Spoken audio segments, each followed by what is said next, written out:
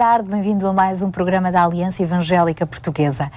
Já lhe aconteceu estar cansado com as lutas desta vida, fechar os olhos e começar a sonhar com algo maravilhoso que ainda está por vir? Como cristãos, não só sonhamos, como acreditamos nisso. A propósito, o próprio apóstolo Paulo escreveu na carta aos Romanos: julgo que os nossos sofrimentos não têm comparação com a glória que depois havemos de ter.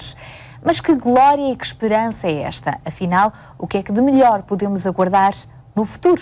É sobre este tema que hoje vamos então conversar com o pastor Jonatas Figueiredo. Olá, boa tarde, pastor. Obrigada por estar connosco novamente.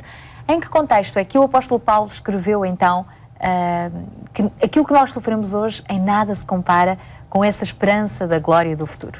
Bom, ele está a dirigir-se a homens e mulheres que, vivendo na capital do Império, Roma, cidade que ele não conhecia à época, quando se dirige a eles, por escrito, era uma cidade que era referência no mundo de então, mas onde duas ideias contrastantes acabavam por existir. O luxo extremo, que era mesmo ofensivo, e por outro lado a degradação que varria a cidade e o próprio império no plano moral. E nessa medida os tempos são muito parecidos com os que vivemos hoje. E foi aí então que o apóstolo Paulo chamou a atenção, falou do sofrimento, mas a que tipo de sofrimento é que ele se referia então? Bom, de facto, ele dirigindo-se a estes cristãos, a pessoas que dependiam de Deus, mas que tinham dificuldade em interpretar as dificuldades a que eram expostos.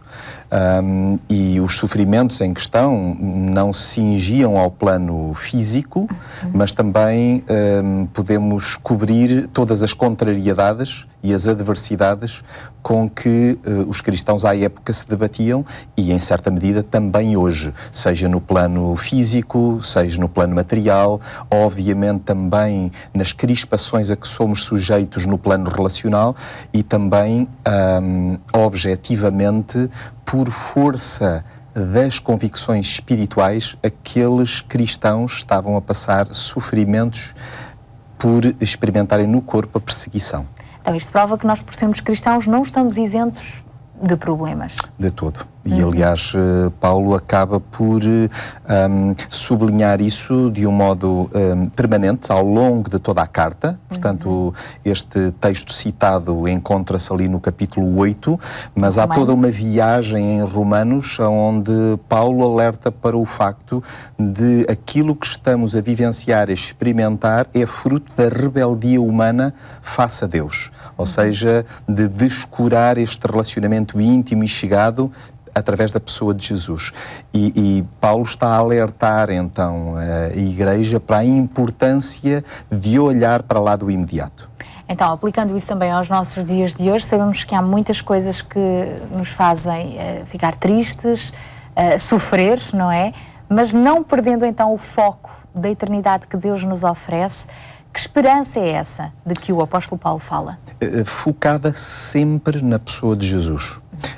E, de facto, a eternidade, conforme descrita também por Paulo, começa aqui. Ou seja, na medida em que há uma abertura de coração, de mente, de vida, para um relacionamento íntimo e chegado com Jesus. Aliás, palavra que ele alerta inúmeras vezes também aqueles que são os destinatários da carta, dizendo-lhe que é importantíssimo então não virar as costas a Deus que se abeira de nós em Jesus Cristo. E, portanto, os sofrimentos que hoje vivemos não são para nos acabrunharmos, não são para nos reduzirmos a nada interiormente, mas para percebermos a nossa finitude e nos relacionarmos com Deus.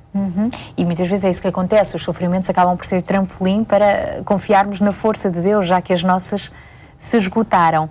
Mas que sofrimentos são esses que na eternidade, que já começou aqui, portanto estamos numa caminhada, não mais existirão?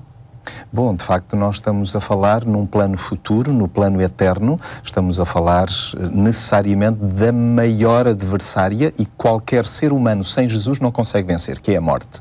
Portanto, quando falamos da eternidade, nós percebemos que em Jesus é possível vencer a barreira que até aí era intransponível. Portanto, é por isso que Jesus é apresentado por Paulo como crucificado, mas também ressurreto.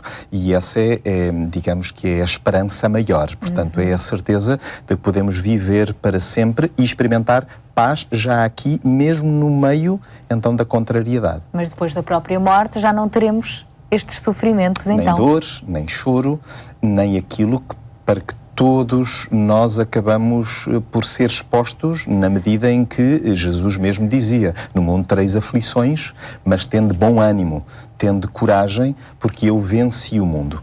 Então, de facto, é o apontar para essa glória futura, para esse brilho relacional com Deus. Não desfalecermos então, não perdermos a esperança, mas enquanto aqui estamos, como é que esta esperança nos serve também de consolo e de força no presente? Eu creio que essa esperança é particularmente preciosa, é precisamente no sofrimento.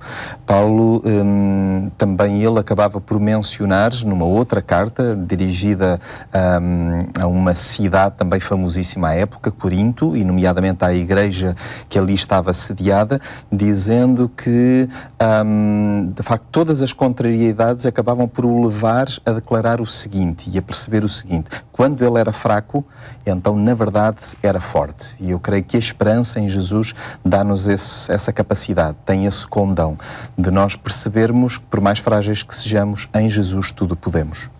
Muito obrigada, pastor, por mais uma vez estar aqui à conversa connosco e, de facto, por maiores que sejam os nossos sofrimentos no presente, sabemos que Jesus está connosco para nos ajudar e que nada se compara com o que Ele já preparou para nós na eternidade com Ele, no céu. Por isso, confie em Deus e acredite que o melhor ainda está para vir. A propósito, temos hoje para lhe oferecer o livro Cheios de Confiança no Mundo Competitivo.